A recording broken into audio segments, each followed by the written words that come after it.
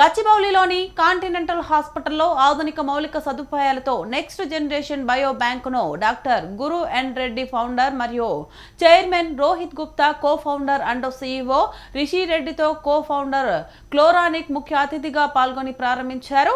ఈ సందర్భంగా డాక్టర్ గురు ఎన్ రెడ్డి మాట్లాడుతూ కాంటినెంటల్ హాస్పిటల్లో నెక్స్ట్ జనరేషన్ బయో బ్యాంకును ప్రారంభించడం ఎంతో సంతోషంగా ఉందని తెలిపారు.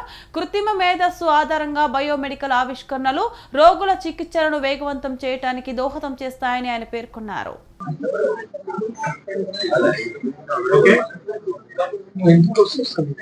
హాస్పిటల్లో బయో బ్యాంక్ అనే సంస్థ మేము ఏర్పరిచాము. బయో బ్యాంక్ అనగా ఈ బ్యాంకులో మన మానవులకి చెందిన టిష్యూస్, బాడీ ఫ్లూయిడ్స్ ఇవన్నీ కూడా సంవత్సరాల తరబడి ఈ బ్యాంక్ డిపాజిట్ లో పెట్టగలుగుతాము. ఎందుకనగా మన పరిశోధన కొరకు కొత్తగా డిసీజెస్ వాళ్ళ ట్రీట్మెంట్, డయాగ్నోసిస్ తీవ్రంగా మనం చేయడానికి ఇటువంటి రీసెర్చ్ చాలా అక్కరుంటుంది. సుమారుగా మన భారతదేశంలో 19 బయోబ్యాంక్స్ ఎస్టాబ్లిష్ చేశారు.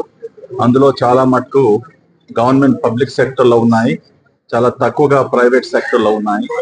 ఈ బయో బ్యాంక్ వలన పేషెంట్స్ కు ఎలా ఉపయోగపడుతుంది, వాళ్ళు పరిశోధనలో భాగస్వాములు అవుతూ మనం కొత్త మెడికేషన్స్ కనుక్కోవడంలో, తర్వాత ఒక డిసీజ్ వచ్చినప్పటికీ, క్యాన్సర్ వంటి వ్యాధి ఉన్నప్పటికీ, లేకుంటే న్యూరలాజికల్ కండిషన్స్, పార్కిన్సన్స్ అయినా, న్యూరోడెజనరేటివ్ కండిషన్స్ అయినా, ఇమ్యూనలాజికల్ డిసీజెస్ అయినా, ఇవన్నిటి కూడా ఈ టిష్యూ ద్వారా, ఈ ఫ్లూయిడ్స్ ద్వారా జెనోమిక్ సీక్వెన్సింగ్, ప్రోటియామిక్స్, మెటబాలిక్స్ అనే కొత్త పరిశోధన చేస్తూ మనం ముందుకు పోగలుగుతాము. భారతదేశం మన సంఖ్య పాపులేషన్ సుమారుగా 140 crores ఉన్నప్పటికీ కేవలం 3% మనం రీసెర్చ్ లో స్పెండ్ చేస్తాము. అది అమెరికా లాంటి దేశాలను పోల్స్తే అది ఆల్మోస్ట్ 10-15 టైమ్స్ దీనికంటే ఎక్కువగా వాళ్ళు స్పెండ్ చేస్తారు.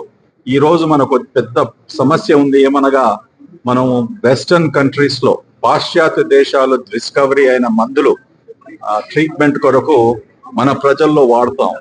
దానివల్ల ఏమవుతుందంటే మన జెనెటిక్ వేరియేషన్